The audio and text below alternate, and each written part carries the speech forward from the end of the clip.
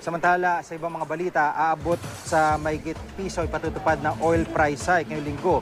Ayon yan sa Department of Energy. Para sa karagdagang detalye, may live report si Julius Segovia. Julius.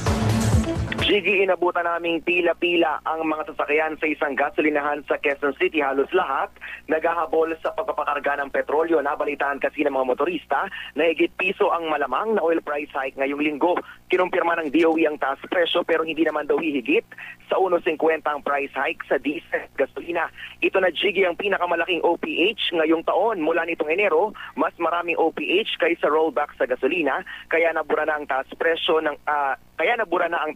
ang bawas presyo. Sa diesel naman, mas malaki pa rin ang nabawas kaysa nadagdag sa presyo kada litro. Pero hindi pa kasama sa kwentang yan ang higit pisong OPH ngayong linggo. Bunsod pa rin daw yan ang lumalalang gulo sa Iraq. Sapat naman daw ang supply ng langis, pero tumitindi ang pangambang supply disruption kaya nagkukumahog mag-imbak ng supply ang marami.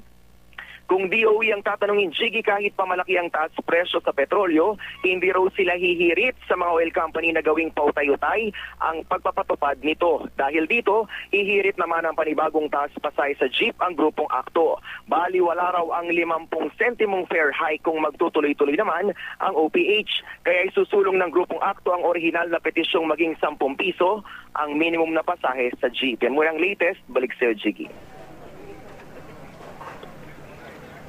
At Julius, paano ba mangyayari dyan, no? Considering na yun nga, no, napakagulo sa Iraq at yan ang basihan ng industry players para magtaas. So, meron bang ceiling na itinakda yung Department of Energy para makatulong din sa publiko kahit papano?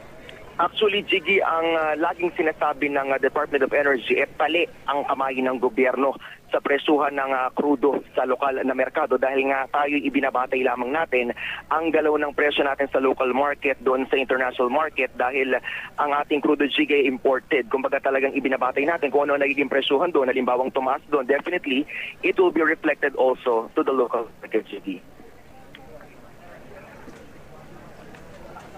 Maraming salamat, Julius Segovia.